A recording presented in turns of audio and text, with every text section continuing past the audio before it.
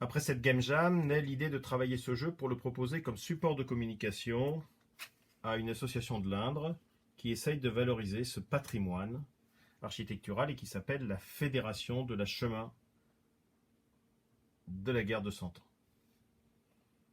Vous pouvez voir sur cette carte les châteaux et les lieux touristiques qui vont depuis Chauvigny dans la Vienne jusqu'à Uriel dans l'Allier. Le président qui est contacté est enthousiaste. Et je rentre aussi en contact à l'occasion d'un concours avec une petite société basée au Mans qui s'appelle Ijou, qui cherche à réaliser des jeux de 54 cartes. Depuis, cette société a cessé son activité. Nous travaillons ensemble pendant l'été et l'automne 2021 et le jeu évolue grâce au travail notamment d'Adam Mernis, le propriétaire de Ijou.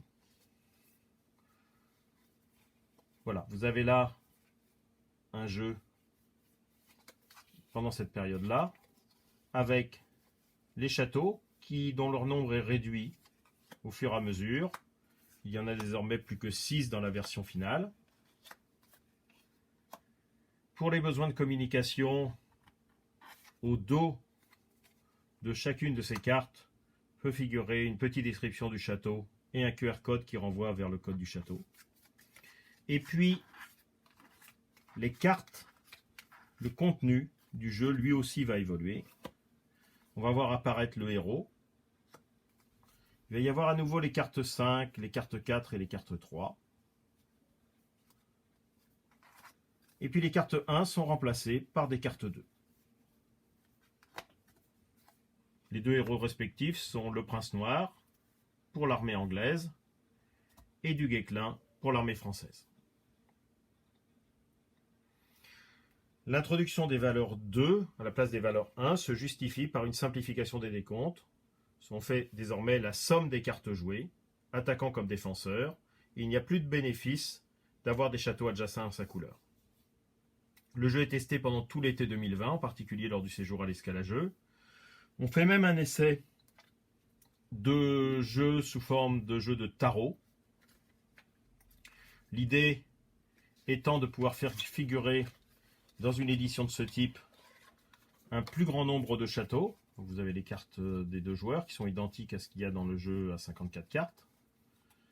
Mais l'avantage du jeu de tarot, c'est de pouvoir faire figurer non seulement une règle en français, mais aussi une règle en anglais. Et puis d'obtenir un beaucoup plus grand nombre de châteaux à proposer. Voilà.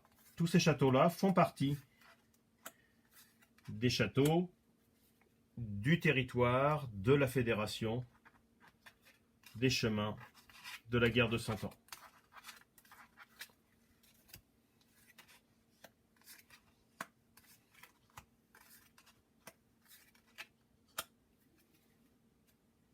Et donc, tous ces châteaux, potentiellement, pourraient figurer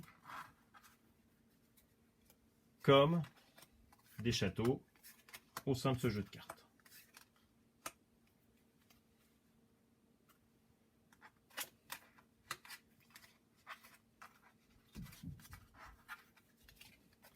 Alors en fait, analyse faite, le coût de production d'un jeu de tarot est trop cher.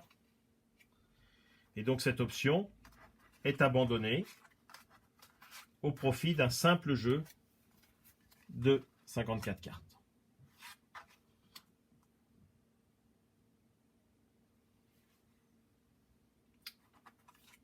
Nous faisons à cette époque-là une vidéo de présentation du jeu qui malheureusement n'a pas beaucoup de retours pour essayer d'estimer s'il y a un marché ou pas. C'est quelque chose qu'il faudra reprendre plus tard.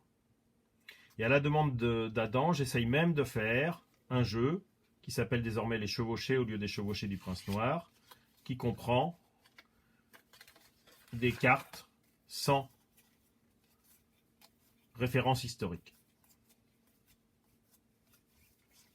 avec un univers plutôt médiéval fantasy, sans que pour autant cela me convienne ou personnellement, je ne suis pas très convaincu.